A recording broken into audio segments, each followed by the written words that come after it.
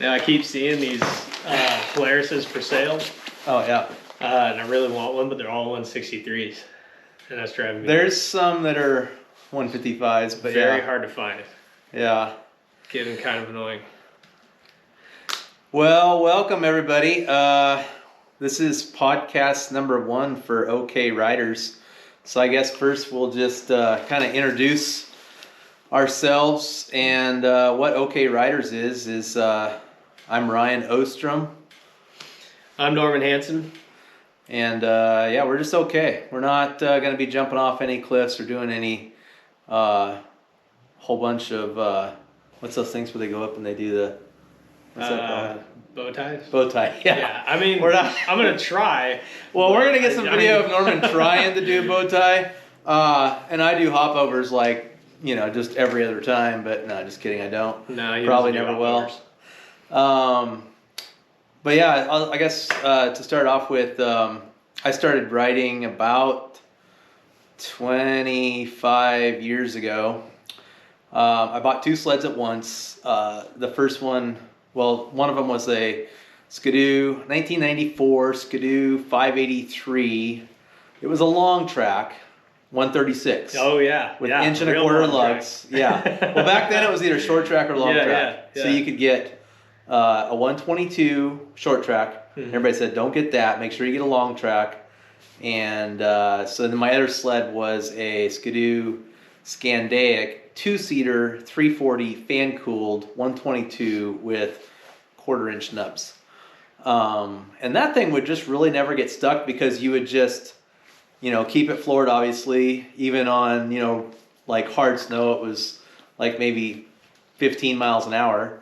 And you would that's when the pin and wiggle really became a thing there. And like you would never really get stuck because it would just kind of work its way up to the top like a popcorn kernel in a bowl. Mhm. So there were some friends at work. I was working at a Ford dealership at the time, and everybody had them, it seemed like. And so it seemed cool, and I bought them, and yeah, that's how I get into it. How did you get into it? I actually had a similar start. I was working at a Toyota dealership. Our master tech, he rode snowmobiles, had older stuff. He had a 2001 Summit 700 with the first like 150 something track, 151 I think it was, and he had a 1997 Skidoo Formula SL with a 503 road tax, and he modded it a little bit. He put a 136 inch and a quarter track on it, Oh, and he just didn't ride anymore. It was actually his first sled. No, his second sled, but his favorite sled of all time. He's got so much GoPro footage on that thing from when like GoPros first came out, and Nice. then he's actually got like older video camera footage too of him riding this thing, and we would sit and watch it and like watch Sledneck stuff. He's like Sledneck's era guy. yeah, like old Chris Barant, and he's like one of the guys that was first doing wrong foot forward. He's got it on video. Anyway, he's blown this thing up millions of times and put a couple different bottom ends in it. No, he's managed to keep the same crank, but he's had to put a different case on it and it's been through like 7 or 8 cylinders now. nice. Anyway, so he's like, you want to buy it? And I was like, dude, yeah, I want to buy this thing. Of course you do. I was like, yeah, I want to buy this thing. So I bought it for $700. Nice. No idea how to ride. Literally, my first ride out, I wore Carhartts and a jacket and some like work gloves. Kind of like the last time we rode. yeah. And I was very cold, hated life. But I got addicted, and I was like, yeah, this is fun. So I got like a cheap monosuit from Sportsman's Guide and some boots, wool socks and all that, and actual gloves that fixed that right up. Then we went up the Highway 20 ride, and that's when I learned about snowmobile failures. Yeah. Because my stator went out, and then fixed that. Next ride, I lost compression on one cylinder. Didn't blow up a piston, but I scored the shit out of the cylinder and the piston. And George had a spare cylinder, and I bought one piston, tossed it in there, and it ran for quite a while after that, and then finally got some water in it, took out the crank. That crank has 8,000 miles on it. Yeah. And so how did you graduate to what you have now? What is it, Arctic Cat? So I went through a couple old sleds. I bought a 98, and this one's really cool. I still have it. I just need to find a motor for it. But I bought a 98 Summit 670, Summit X 670, spring order. No motor in it. The guy said he had the motor in a box, and I was like, oh shit. I get there, and yeah, he had it in a box. It's sitting outside, full of water. So every part was ruined. There's 2 crankshafts. There was 2 crankshafts. Hey, at least no oxygen got to it, right? Yeah, right? Yeah. There was 2 crankshafts in there. One was a Wiseco, one was a stock. Oh, nice. That real nice waste of a Wiseco crank that you can't find anymore. The case is ruined. The jugs are ruined. I mean, everything was just ruined. The carburetors are restorable. I have those lying around still. All of the elevation compensation, the early stuff, that's all still good, but there is like upgraded stuff now, so I'd rather just put that on it if I put it back together, because that, I think, is the DSS system or whatever it was. So at some point you said the hell with that and just, I'm going to get it. Yeah, so I kept it because, dude, the chassis had 1,200 miles on it. Everything's like brand new on the chassis. I mean, it's beautiful. You would appreciate it. I would appreciate it. Because it is a time capsule. It's just chilling at my That's house. the ones with the primer. Yeah. It's like 2.5 pumps, and it's just 2 is not enough, and 3 is going to flood it. Yeah. And don't park downhill. So to continue the story of the Summit X670, and by the way, I did have a long track, 136. Oh, long track. 2-inch. 2-inch. First year of the 2-inch. Wow. Spring order only. Yeah. 2-inch track. I didn't know the drivers could fit a 2-inch track on those, but they do from the factory. So to continue the story of the 670, let me interrupt you there for a second. Yeah. In '97, Polaris, some of my friends bought them, came out with the 700 RMK. Oh yeah. And 2-inch from the factory. That was like a game changer. Yeah. Anyway, back to your story. No, you're good. So I was on the hunt for a motor. Problem is, the Summit X had a 670 HO, so it has more horsepower, different carburetors. We didn't know if the port timing was the same. George and I, of course, were talking about it. And but I did find a 96 Summit 670 that the guy said would run the die. And I'm like, I can fix that. So I went and bought it. And it turns out the whole sled's in excellent condition also. It had like 2,200 miles on it. And I'm like, here we go. I have another sled that I don't want to take apart. So anyway, it ran then died. And every time I rebuilt the carbs, thought that was a problem, didn't fix it. Of course, how did I find out? Took it up and rode it and got towed back. You're pretty good. I'm good at getting towed back. You are really my good first at that. time getting towed back, this is how sad this is. My first time getting towed back was on that Formula, and I got towed back by a fucking dragon. Yeah. For those of you who don't know, the Polaris Dragon is like the worst snowmobile on the planet. And then it blew up on the next ride. Only to be beat by the Polaris 9R. But yeah, the 9R is pretty terrible. Polaris didn't learn their lesson with the first 900. They should have just called it a Dragon. I really think they should have just called the 9R just 9 Dragon. They could have. They could have gone even further and called the 850 instead of the Patriot, the 850 Triton, and stolen that from Ford since they eject spark plugs. But, who are we to talk? We don't have one, right? They should have just called it the 6-liter. Yeah. Roll the dice. Which problem are you going to get today? Like, is it going to be a P-22 launching into the atmosphere? Is it going to be a spark plug? How did you stumble into the Arctic Cat? The Arctic Cat, 670, once again, I thought I had it figured out. I was riding it. It was not last year, the year before, we had a pretty good snowstorm down low. I had like 2 feet of powder in my house with like 6-inch base. And I was like, I really need to get this thing running. So I took the carbs apart. I did find water in the bottom of them, and I was like, oh, there's my fucking problem. So I cleaned it all out. I put a new fuel pump in it because I had one lying around because I kept thinking it was the fuel pump. And I had spark every time, so I knew it wasn't the stator or anything like that. Took it out, and it's ripping pretty good. And I'm like, hell yeah, loaded up in the truck. texted George. I'm like, hey, want to go for a ride? He's like, fuck yeah, let's go. So we go up there, and I got towed back the first mile. And that's when I gave up on the sled. I was like, okay. George So was like, that was- do you want to keep the motor for the other sled? And I'm like, dude, it doesn't fucking run. Like, I don't want this fucking. So thing. that was two. No, that was the third time actually. Third the time. the second time, I don't even remember what happened, to be honest. But Okay. I know that it was similar. It was And so let me negative ask you miles this and real towed quick: how many times have you been towed out on the Arctic Cat? back.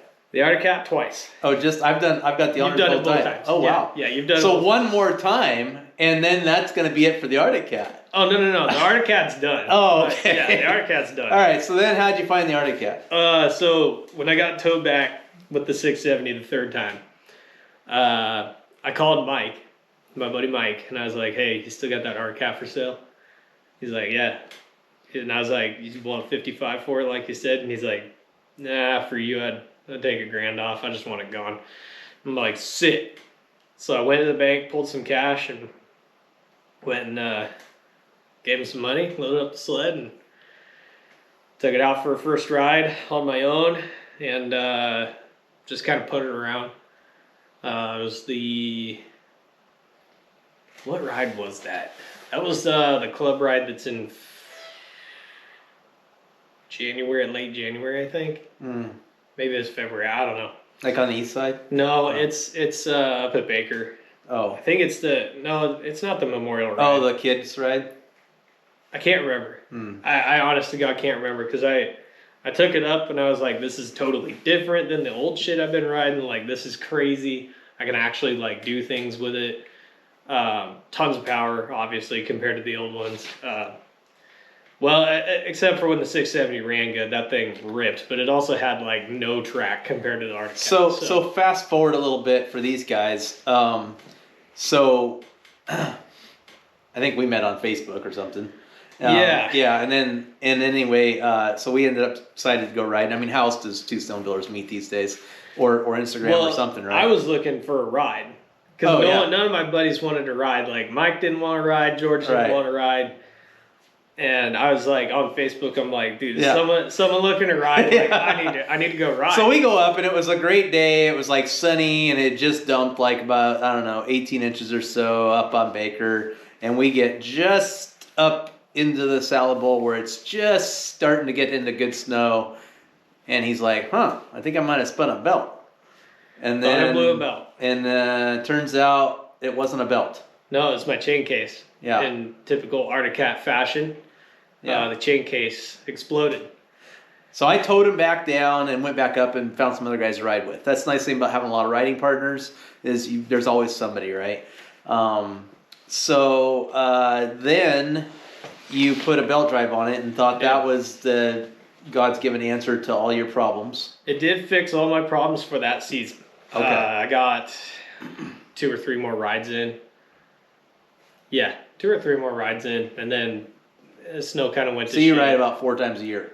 Well, that year, yeah. Well, that was the beginning of actually riding. Okay. And then last year is when I really started to like get out more often. And so first ride out, I was we were again begging for a ride. So Ryan and I went up to Anderson Watson. We made it like 10 feet past the trail. Decided this isn't smart. Turned around. And, You're talking about this season? No. This was last season. Oh, last season. We did the same thing. Yeah. Oh, it was last like season. it was like on the day, the same Oh, day. see, I don't remember that. Yeah, I don't it came up remember on my Facebook memories. Oh, see, I don't remember that. Yeah, I always go to Anderson because you can drive to 4,300 feet. Yeah. So I always go there, and it's like 20 minutes from my house. So I just figure, what the hell? You don't know. You never know until you get there. Yeah. And anyway, we rode on the road for a little bit, and I just got my sled deck from him, so I was like pretty stoked about that. Then I hit up another guy that I rode with the previous season. And I was like, dude, you want to go for a ride? Like, I'm thinking Highway 20. Someone told me at the club meeting that there was like 30 inches on Highway 20. And I was like, hell yeah, let's go. We get to the gate and there's like nothing. Like, you can see snow in the distance. And we're like, I mean, why and there's not? that pocket there, that warm air. Yeah, I know. Like right around New Halo and Diablo and all that, it's like it warms up 10 degrees and then it gets cold again. So, and then it kind of goes back downhill. So you park at like 15 or 1,500 feet and it goes down to like 500 feet. So you might want to bring some wheels or something for that ride. But it is a nice the funny ride. thing is we found snow down there, but it was enough to keep the sleds somewhat cooled off. Like we were still hitting the overheat light every now and then, but we made it up there. There was 30 inches of snow at the top, on top of a base, and it was good. Like we got to the top and it was freaking awesome. But shitty entrance, and I blew out my skis. So I modded. And I got you some skis. Yeah, well, before that, I modded on some Summit 670 skis. Yeah, because the Summit 670 no so longer and has I'm gonna give a shout out. I put a post on Facebook saying, "Hey, I got a buddy that needs skis," and I'm gonna give a shout out to Taylor Light, great guy, works at Skagit Valley Polaris. Says, "Hey, I got some skis I don't need. He can have them." Dude, Taylor is the man. Yeah, so saved my season. Yeah, because we went to Canada and I went on those Summit 670 skis. Yeah, because we went to Whistler, essentially, or whatever you call it. Brandywine Bowl. Yeah. By the way, definite go there. It's great. So, so I'll just go into real quick. I mean, I'm not going to go into every sled I've ever had because that would take a long time. Yeah. But I will tell you. So your sled now is an Arctic Cat 2014 M8000 Snow Pro 153. Okay, and we'll get into what happened last weekend. But before that, we went and, or I'll tell you about my sled. It's a 2022 Skidoo Turbo 154 2.5-inch lug, and I've got expert, right? Expert, yeah, expert, and I've got it's not like a. Isn't that funny? Like on the players' names, it's like 9 words makes the name of the. It's like just like are you fucking expert or not? Yeah. So anyway, here's a sled. But by the way, we actually have engineers. And I have done the very first ride on this thing that I ever took out. So this is my 3rd season on it. I smoked a rock, and I went out like the whole every weekend. The whole season, that first season, I found something else that was bent or broke. So it literally was just a pain in the ass. But so I've got the Zebros exit coilover shock in the back. Before that, I bought Fox shocks and thought I was going to try to make the torsion springs work. So I've got a center Fox shock, and then I couldn't afford the exit fronts, but I could afford the dual rate springs that go over the stock shocks. So that's what I have on that. And then just this year I upgraded to the ZRP lift spindles and Polaris gripper skis, and I'm very happy with that. Oh, and we both run finger throttles and a short brake handle. And I think that's about it. And wrap in a tunnel bag. So I guess it's time to go into this season. What our adventures were. Yeah. So I started out the season. I had to fix a lot of crap. My secondary clutch exploded at the end of last season. I'm telling them the whole time, dude, it's way cheaper to just buy a new sled. It's a waste of money. Yeah, way cheaper to buy a new sled. The cheapest sled you can ever own. He's smarter. The cheapest sled you can ever own is one that's under warranty. I'll just say that. Yeah. So they get beat. Same ride. I blew out my Fox float. Really not amazing shocks at all. Don't run those, please, for the love of everything holy. So I blew out my secondary, blew out my rear track shock. My brake lever had been broken most of the season, but I kind of just been limping it along and hoping it works, and it was fine. What else? Oh yeah, low compression. Yeah, you don't need that. Only 5 or 6 pulls to start, but so I rebuilt. At least it's easy to pull. Yeah, it is easier to pull. It still wears you out because you don't have shot start or anything cool like that. But no, so I rebuilt the motor. Did a top end, cleaned the injectors. Rebuilt the primary clutch because it was in dire need of rebuild. Put a new secondary clutch on because blown up. I put a Zebros exit coilover conversion on. What else did I do? Oh yeah, I upgraded to the Alpha brake master cylinder, which is the Stealth 88 Haze, which Polaris and Arctic Cat both run. Really good little master cylinder, honestly. I'm really enjoying that. So if any of you guys want to buy a old Arctic Cat, Lots of new parts. but even if you don't buy his, just comment or send us a message or whatever, and he can tell you, like, he's at that thing inside and out, apart, like 8-9 dozen times. Yeah. So it's he's your guy. Really not that hard. They're very easy to work on. If you like working on stuff, like, it's the cat's meow. Yeah, Literally the cat's meow. It's almost as good as Polaris for if you like working on stuff. I would venture to say the Polaris is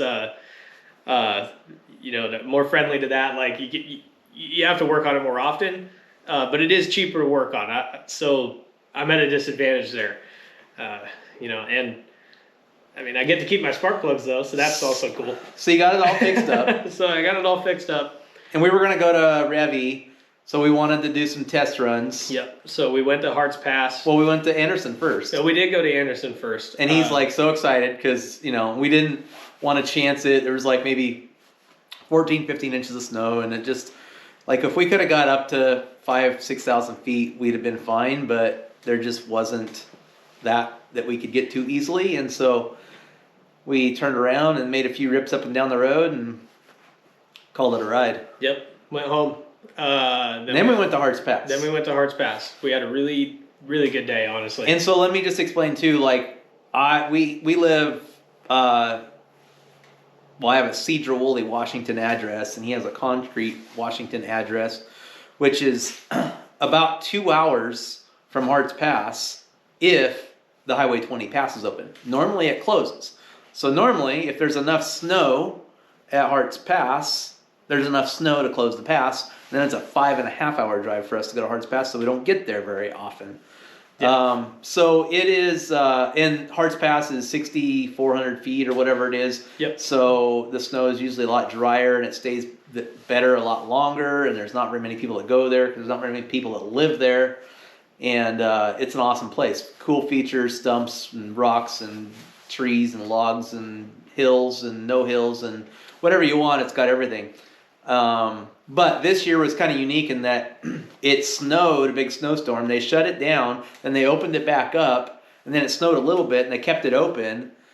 And we thought, well, here's our window. And they have a snow tell over there that says what the snow level is. The problem is it's on a hill that gets wind blown all the time, so you can't really go completely by the gospel of what that gauge says.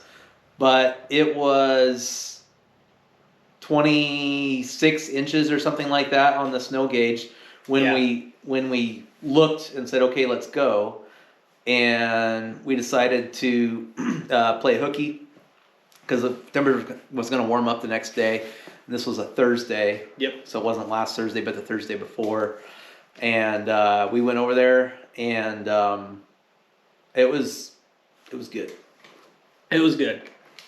I got stuck like 7 times, all on video, which was quite a feat in and of itself to catch every single stuck on video. That's an accomplishment. Anyway, got stuck 7 times. Just warming back up to snowmobiling because realistically, I've only been riding decently for 1.5 years, 2 years. Like, not that experienced. So I'm still learning. And I've got a bunch of bad habits to break because I grew up riding, like, the only thing we ever did when I started was straight up the hill and straight back down. Yep. The whole counter steer and wrong foot forward and all that crap. I mean, I'd say we're picking up on that. You're a little ahead of me still, but I'm picking up on it about the same pace as you right now. Like, I don't know. I got better pretty quickly this time around. So we had a lot of fun. We did some wheelies. Go ahead and follow me next time. See how it works for you. No, not doing that. Well, I'm gonna do it anyway because it's fun to try. The very first thing, the very first little line we go to run at Harts Pass. I'm looking at this line. I'm like, man, that's a sick line. Like, I think I can make it, and it's like between some trees, and there's a creek bottom that goes up and a steep hill, and then it kind of plateaus, and then there's another hill and some more trees. And I thought, this is going to be a sick line to run. Yeah, and I got stuck at the bottom. And then I got so I get out in there, and it's like I give the thing a gas normally, you know, it just takes off, and it's like, well, I better give it wide open throttle. And then I get to the hill, and it's like 10 times steeper than I thought it was going to be. And then I get up it and I make it. And that's the nice thing about turbo. It just let her eat, and it just keeps going and going. And I get up to the top, and I could have kept going, but I kind of got into a spot where I lost my balance. And so I got on some flat ground and stopped. And then I thought to myself, yeah, he's definitely not going to make it up. Yeah, definitely. No. Definitely not. Definitely not. Definitely not going to make it up. No. And I definitely did not. Yeah. How many times did you get stuck at that spot? Oh, dude, I got stuck in that spot like 4 times. like twice. So first stuck, I rolled it down the hill, and then I literally drove it immediately to the next stuck. I maybe made it 4 feet. I saw that on video, and I thought it was a joke. I thought you did that as a joke. I didn't know you weren't trying to get stuck. No, I wasn't trying to get stuck. No, I actually was not trying to get stuck, and I just couldn't get the sled up the other way like I wanted to. That's so funny. Yeah, it was slicker than snot because there's no base. And then when you hit a base, it's a log that you go sliding across. Yeah, exactly. And so that was the third time I got stuck. I slid on the log that he made it right over because there was fresh snow on top of it when he hit it. Oh yeah, that's why. Yeah, that's why. I mean, it just So anyway, it was a rodeo, and I was having fun getting stuck. Honestly, it was a lot of fun. I was enjoying myself. It was a great day. We found some snow where it was probably 4 feet deep in spots. Yeah. And all just blower snow. And for November, that was November 16th, my daughter's birthday. So for November 16th, and only a 2-hour drive for us, it was a great day. You can't complain about Especially when you see everybody on the internet going, there's no snow, I can't ride, it's dry, there's no snow anywhere. We're just like, I'm like, suck it. You know how many times people drive 2 hours to go snowmobiling? That's not that far. Like, why doesn't anybody go there? But most people drive 2 hours to go to Baker. Yeah. I mean, people most live of in the people, Seattle do. Yeah, most of the people that go to Mount Baker NRA, I mean, they're driving 2 hours. They either live in Bellingham or in Seattle. Anacortes even 2 hours. Anacortes is 2 hours from Oak Harbor. I mean, there's people from Oak Harbor, Bellingham. Dude, people come from all over the place to ride Baker. I mean, Roman comes from Wenatchee. Yeah. Which is like, dude, like, so really? If you ever see this guy here? I think a few viewers are going to know who Roman is, and he's got, hey bud, he's got he's got like a little Roman. A Ford Escape with a little like trailer. Sears trailer. I'm not kidding you. It's a lawnmower trailer. And we'll go somewhere, and I don't care. It could be in the middle of BFE at 4 o'clock in the morning, and there's tracks in front of us, and it's Roman. And it's Roman every single time. I mean, and honestly, so I actually passed Roman last year, and this is my first time like seeing him in person. And I didn't know it was him. I didn't know he drove the Escape, and he like let us by because we were hauling dick up Mount Baker Highway, and like we normally do. And it wasn't you and me; it was Brandon and me. And we get up to the top, and we're unloading our sleds, having a good time, and then we see the little Escape pull up, and I thought it was a joke. I totally thought it was a joke. What the fuck is this guy doing, man? Like, he's got this new Polaris on the back of it. I'm like, all right. Yeah, I'm like, okay, bud. And then he gets out, and we're talking, and I'm like, okay, he's actually smart. And then I realized, oh, it's Roman. And literally one day you'll see him at Mount Baker, and the next day you'll see him in like, Yakima or like somewhere. Yeah. Like, it's just like, and it doesn't matter what day of the week it is. Yeah. I mean, yeah. Yeah. But anyway, just an animal. He's an animal. Yeah, for sure. For sure. Yeah. I mean, do I talk about broken sleds, and he gets brand new sleds? Yeah, he doesn't matter. Skidoo, Polaris, he breaks them all. That Polaris was in the shop more, or was it the Polaris? He broke both of them. Well, both of them were in the shop more than anybody else's sled last year. I'm pretty sure, but that Polaris. Was a shit show because every time he got it back, it was broken again immediately. He had some manufactured defects, I'll say. Yeah. I'm not going to say he broke it. I'm going to say he had some had manufactured defects. Right. I don't think he broke those sleds. Right. Like, not one chance. Right. Yeah. For sure. I felt bad for him last year. Every time I saw a post about, I got my Polaris back, oh, it's broken. Yeah, right. Polaris's do last longer than that. So then, Yeah. So that was our first trip to Hearts. So then the next weekend, we were Thanksgiving weekends. We were scheduled to go to Revy. We were gonna like leave right after Thanksgiving dinner and get up there, maybe get a couple hours of shut eye in the parking lot, and then just ride all day Friday and Saturday and Sunday and go home. Well, they've had a really bad snow year this year. I mean, all the reports were they only had 2 feet, and it's like, well, they only got 2 feet in Hearts Pass. So yeah, let's go to we Hearts thought, Pass it's instead. only 2 hours. I mean, if it's a risk either way, we'd rather risk driving 2 hours than driving 6 hours. Yeah. So we go over there, and I get a message at like 3 in the morning as we're getting ready to head over there. If he can tag along, and it's a friend.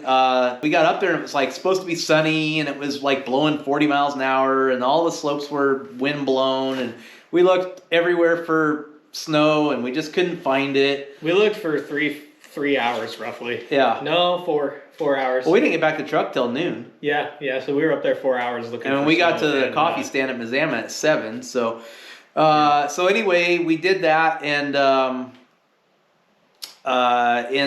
we kind of looked at each other, and it's like, well, how far is Revy from here?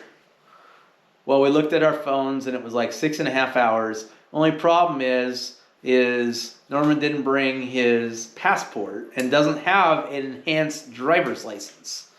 Yeah. So then I started thinking, okay, I saw something about snow over at the Trestle out of Spokane or Post Falls. Maybe we can do that. And then we got back down in the internet service and started looking and couldn't find it. And then I thought, well, maybe I'll just do all those chores my wife's been nagging me about. And I thought, no, probably better not. Yeah. And so we said, like right as I pull into his driveway, I'm calling my wife and he's calling his girlfriend, and we're like, yeah, okay, let's go. So I don't know, about 4 o'clock or so, we left and headed up to Revy. So we drove over to Hearts Pass. Now keep in mind, my sled was, running amazing. Probably the best it's ever been. And I even found a loose bolt and fixed that while we were at Hearts Pass. Yeah, he didn't tighten his clutch. I didn't tighten my secondary clutch. secondary. Tighten the secondary clutch. That made a world of difference. Yeah, it wasn't rattling as much. Check. Definitely. Yeah, definitely. Yeah, definitely check Definitely. all your bolts. Check all your bolts. So anyway, it was a beautiful drive. We get up there. We don't get harassed at the border. Everything was fine. We got some other friends. Oh, and that was the other thing that just killed it. Friday morning, as we're getting coffee, I pull up my Facebook, and here's a post of a friend that was in Revelstoke, and it was just like epic, epic, epic snow and epic, epic weather. And I'm just like, you gotta be kidding me. Like, this is unreal. So yeah. Anyway, so we went up there. We got up there about 10 o'clock at night. The gentleman that helped us at the desk was at the Best Western Plus in Revelstoke, where we always stay. Great place, great breakfast. They make real eggs and real potatoes. Yes. That was a great. I got a great night's sleep. Did you get a good night's sleep? I did. I got a great night's sleep. The bed up First there night's is like. sleep I in mean, like I got a $7,000 $7,000 bed, and that bed competes with it. It does. Yeah, it's a nice bed. It's a nice bed.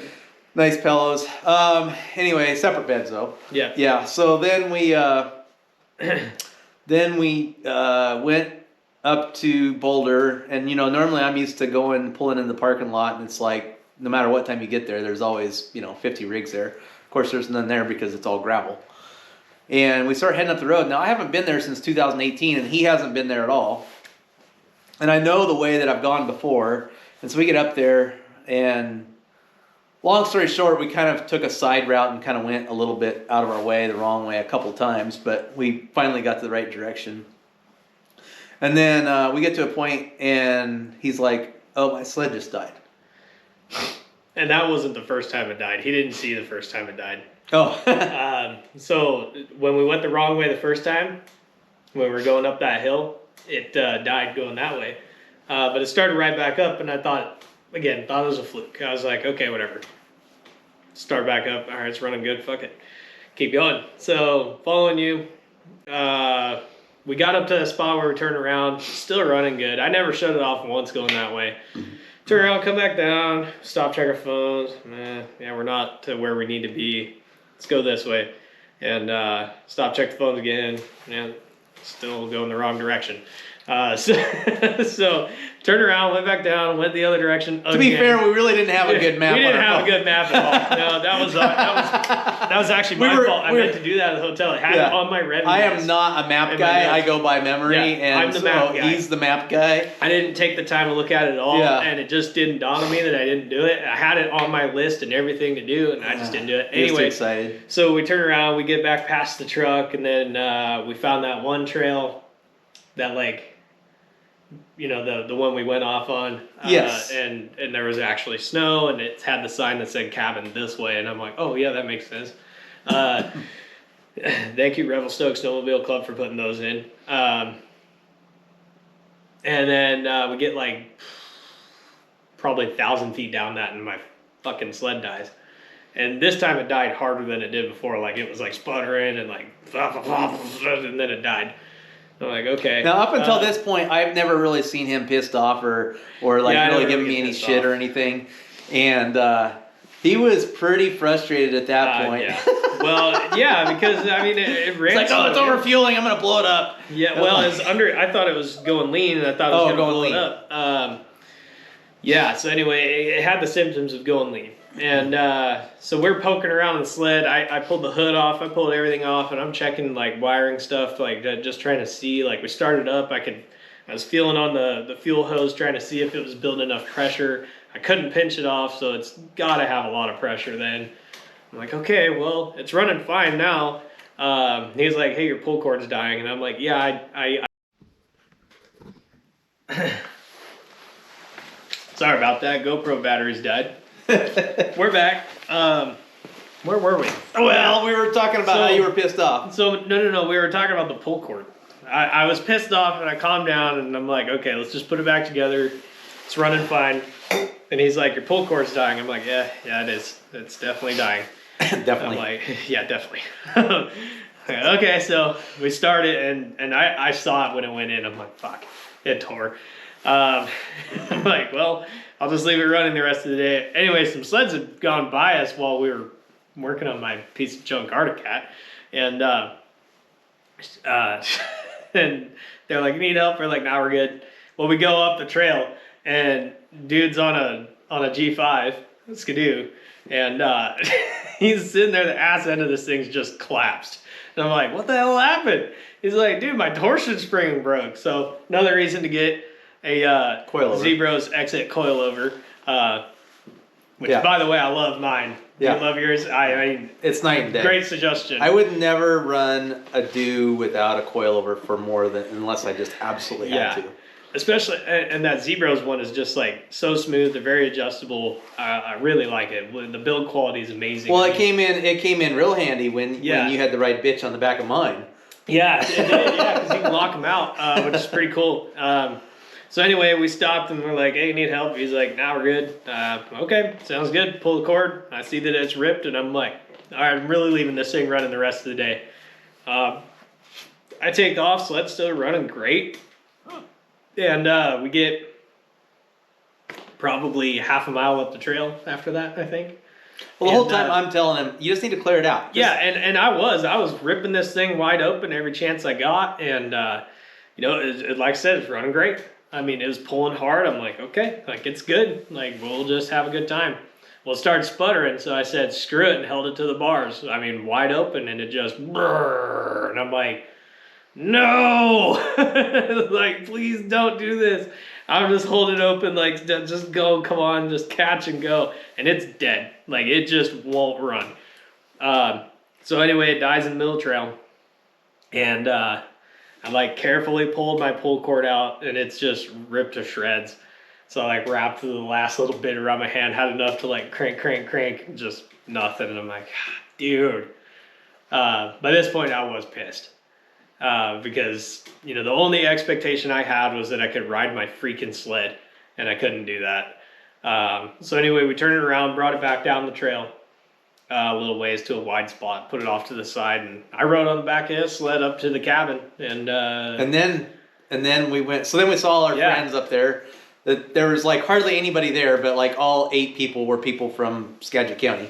Yep. Yeah. And then, which was very funny to me because I had no clue they were up there. Yeah. He did. I knew they were up there. He knew they were up there. I had no clue. I was like, oh, my people or our people. So then we get, and then, like normally they groom the trail. They have a really good, the Revelstoke Snowmobile Club has a really good groomer, and they groom it every single day and like all the way up to the top of the mountain. Mm-hmm. But in this case, no grooming has been started yet because of the not enough snow. And too early. And so we're like literally just, I'm like this. I'm like we're this. both struggle busting. I'm like this, holding on to his backpack. And I'm like, yeah, lean down, lean. And there's some spots that are dicey. I mean, it's like a straight off cliff off to the right and straight off cliff to the top and like 8 inches of path. And I'm like, okay, let's hit it about 25. Yeah. I'm like flying around on the back, like trying to hold on, and yeah. I don't know if you can see this on video or not, but we're not tiny people. No, so I'm 5'11" and 227, and he's I'm 5'10" and 245. Yeah, so yeah. Not a good combination on the back. I props to Skidoo, man. I mean, that thing was not designed for that at all. It says right on the sled, do not put a second person on this. And we're like, yeah. Well, and they rate the riders at 150 pounds. That's what a person should weigh, they say. And actually, that's what they build them for, is 150 pounds. And keep in mind, on top of this, we had a tunnel bag on it. Right. Yeah. So, and that was the only thing holding me on, honest to God. The whole way up. If it wasn't for that tunnel bag, dude, I was gone. Everybody we see like, hi! Yeah. Yeah. Oh, yeah, we were holding up traffic pretty bad, yeah. We were holding up traffic, and every time I look back, I'm just like, I can't tell him to stop. Like, he's not going to hear me. Well, and I'm not going to stop anyway, because we're on a straight up and down hill with a cliff on either side. So as soon as I see room, I'm like, go around. This is how bad we want to ride. We're like, let's just get up there, we'll take turns, and we'll have a great day. Yeah. And honestly, we did. I mean, we got up there, and it was a good time. I mean, the snow was kind of crappy, and the visibility wasn't that great. We took a few shots and a few videos, and then we kind of said the hell. I mean, if it would have been a nicer day, we would have explored more and probably found some really good snow. But we didn't want to leave his sled on the trail in the dark and get a late start coming home, and we knew we might have problems there, so we decided to head back down and go hang out in the warming hut for a while, and then go hook up and tow home. And yep. And that worked out pretty well. We on the tow down, I was impressed that we didn't run into any issues, because that was a rough trail, being early season and not groomed and whatnot. Yeah. And get it up on the sled deck, first time yarding a sled up on a sled deck. That was not as bad as I thought it would be. It was pretty. Yeah. Well, luckily that guy Rosie. Yeah. Shout out to Rosie at Rosie850 on Instagram. Yeah, there you go. Follow him. Yeah. Helped us out. He helped us out on the deck. Thank you very much. And then yeah. So that was. I mean, I've loaded lots of sleds without it. Other friends of mine, because they ride Polaris and cats and stuff, but I've never had to do that. But yeah, I knew it wasn't a big deal. It forgets that XMs exist. I mean, I had one. Yeah, I never had any problems with it. It's just a shitty sled to ride. You never had problems with it, but yeah, everyone else had. Mine had the Trigstad in it, the 863 or whatever. This was when. Oh yeah. Before they came out with the 850, it was 800, but it was like an 863 or something like that. Trigstad, big bore. Mm-hmm. So then, and we also stopped by the infamous Big Eddie store. Yep. And Muskoka gave him a shout out on one of his videos, and we're big Muskoka fanboys, so. Yeah, we didn't see Muskoka. We were looking for him, but we didn't see him. I mean, dude, you would have figured that guy would have been there. I mean, granted, like 2.5 feet of snow. Yeah, he probably got more than that in Ontario. Yeah, right now he's got more than Ontario. Big bummer, man. No, I actually did just order a flannel for Oh. Cyber Monday. You know, the Oh. free sunglass deal. Oh, nice. Couldn't say no, man. I'm like, hey, gotta support our boy. Yeah, there Like, you go. Yeah, so Yeah. yeah. Well, you know what? 10,000 more videos and we might be right up there with him. I mean, hey, I'm just saying, I got entries into that ride. Might come sooner than you think. That's awesome. No, yeah, That's so awesome. yeah, he's a Yeah. What a seems great- like a cool guy. Yeah, he is a nice guy. Yeah, seems like a cool guy. Yeah. Okay, so we did that. We got all loaded up. Everything was fine. We headed home, and as you can see, we like talking. So you know, it's just one story after another with us. And Dude, we're probably leaving out a ton of stories because we talked about them so much on the way home. right, we did. Yeah, And we ton should of have just stories. left the camera on the way I home know. because we that just was had, your idea, and I'll be straight up. I really need to get a new phone because mine's full. Yeah. And I knew that when I was taking videos of your sled. I only had 2 minutes of video left. So Oh, if you I've wanted got- a full video, you would have been screwed. Yeah. So yeah. Anyway, so we came home and no problems. It was a beautiful, clear night, and I think the guy at customs. I don't think he. he probably wanted to go home because he just let us through. Basically. I think the only question he asked was, "Did you bring anything with you?" No, that's all he did. Yeah, he didn't even look at us hardly. I mean, Yeah. he just like, "You bring anything back with you?" Nope. Yeah. All right, see you later. Have a good night. Yeah.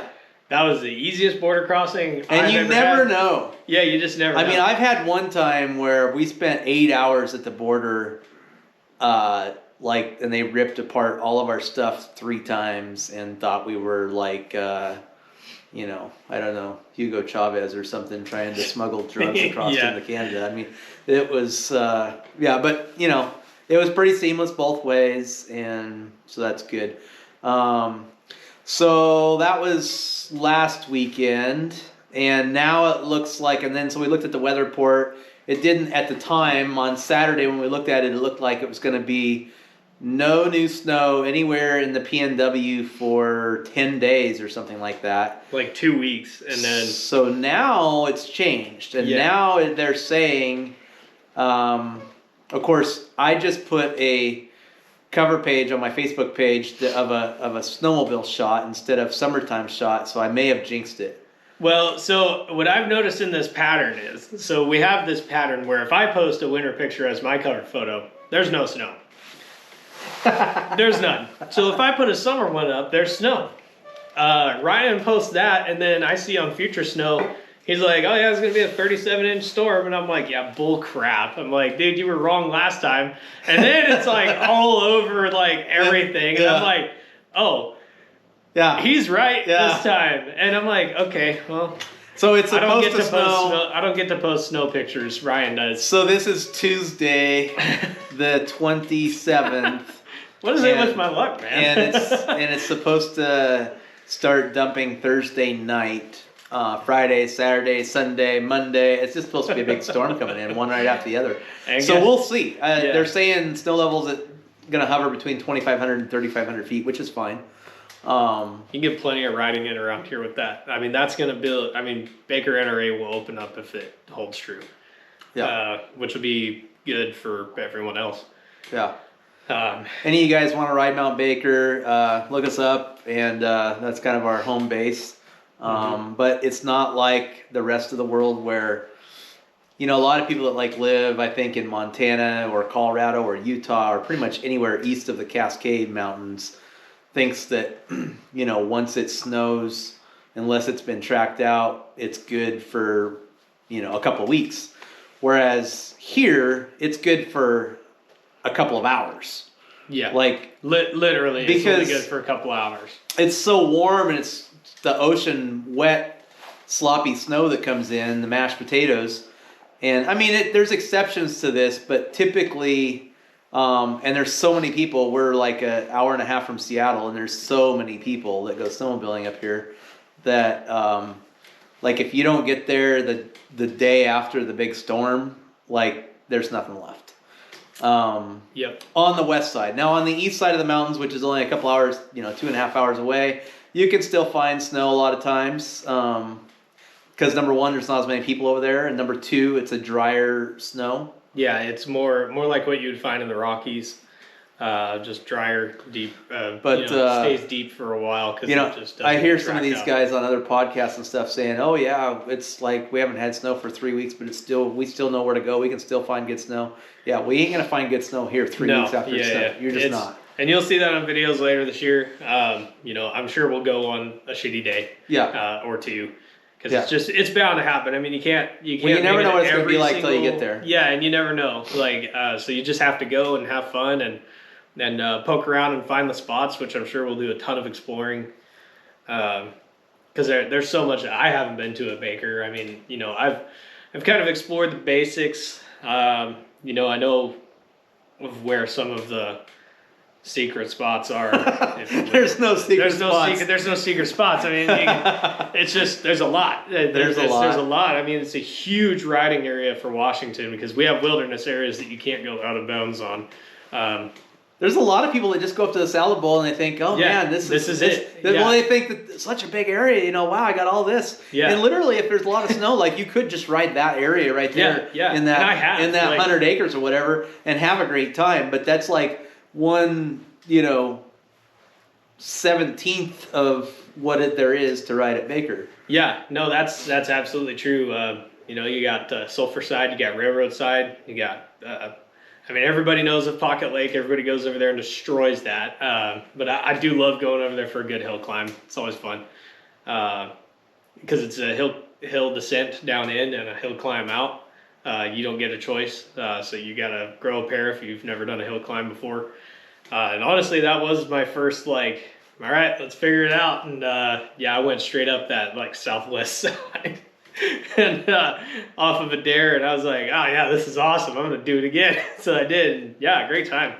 Gosh, I'm thinking back to that day, that was my first season on the Arctic Cat, and I put about 115 120 miles on it that day. Wow. Yeah, we rode a lot that day. We ran into a group of dudes that have been riding up there for years, and don't remember any of their names, of course, but they showed us tons of places. We were over on Sulphur, way up on the, we kind of went up to the glaciers a little bit, came back down, crossed over, went over to where you can see the glacier wall, and then that rock wall. We were up right behind the cornices there, looking down into that canyon, and man, that's a cool view. Yeah, ton of good places. Well, I'll tell you one quick story about Mount Baker, and then I think we probably better wrap it up so we don't bore these guys to death. But yeah, probably not watching anymore anyway. Like these guys. Hey, at least we'll have something to watch. Yeah. There's no good podcast out there, so at least we can watch ourselves. Yeah, exactly. So anyway, we were. So I kind of took a snowmobile bereavement for between 2006 and 2013 or 14, somewhere in there. I took 6 or 7 years off and got back into it. And what I ended up getting into, well, the first sled I got when I got back into it was a Rev 1, and then I got into an XM, and it was a pig. It was a 174 800, and that thing was just a pig to ride. And I didn't have any confidence on it at all. Mm-hmm. Well, anyway, that icy spot when you're going up over Sulphur. And it's kind of like at the top, it gets icy and kind of rutted out. Yeah, and you have to hit it. And it's kind of straight up and down. It's pretty steep at the last 20 feet. You got to hit that pretty fast. Yeah, it's no big deal, but if you don't get a good run at the bottom, you're definitely not going to make it. Definitely. So we get. There's a movie reference for that. Yeah. But so anyway, we get up there. So everybody's made it except for me, and I go up there and I get to 2 feet from the top, and it just starts all over the place, and it just isn't gonna go. And my buddy's standing right up there, and he's gonna grab the ski and pull it and give me a ski pull, but he was 3 inches too short. And so anyway, didn't make it, and I fall off my sled. And I start rolling down the hill, and I look up behind me, and my sled's rolling after me. Like I'm rolling down the hill and it's rolling down the hill. And so I kind of roll this way, sideways that way. And then my sled starts rolling that way. Like I'm making the path. And it's like a powder 8 competition. And it's like following me all the way down the hill. And it's just rolling. And I'm rolling. And anyway, all the way to the bottom, like, I don't know, 300-400 yards, whatever that is. Yeah, it's quite a bit. And turns out I was fine. Yep. And turns out the only thing that happened was it bent the handlebars, and that's it. So that's tough, not too bad. Tough sled, but and one of these times I'll tell you guys about how I got my foot stuck in a snowmobile track and lost my toe and tore up my tendons. But that's for another story. We'll save that for another day. Mm-hmm. So we're looking forward to the snow. We don't know. Norman's sled is broken, not fixed right now. It's not fixed, and I don't know if I'll have it fixed. He may borrow and steal Sheila's sled, the Polaris. I'd rather ride this than my buddy's Arctic Cat. But if you got an Arctic Cat, you're at home. Hell, get that one. Yeah, ride that one. Yeah, you'd be good. It needs a pipe sensor. I don't trust it. So we're gonna see how that goes. The snow party. What's it called? Snowfest. Scheduled by Polaris. Have you heard about that? Oh yeah, that's Saturday. That's Saturday evening. Yeah, we're gonna be going to that. Yep. Dan puts on a great party. I always tell everybody I love Polaris's. I just can't afford to own one because I'd have to have 3 in order to keep them running. But my wife is a Polaris girl, and those things are like tanks. The Axis chassis, you can't hurt them. So that's what we have there. But thanks for watching, you guys. We really appreciate it. Give us a comment. Let us know what you think. And we're going to try to do this once a week. So a year from now, we'll see if we actually have 52 podcasts. Yep. We're going to make a nice effort for it. Appreciate you guys already. And see you in the next one.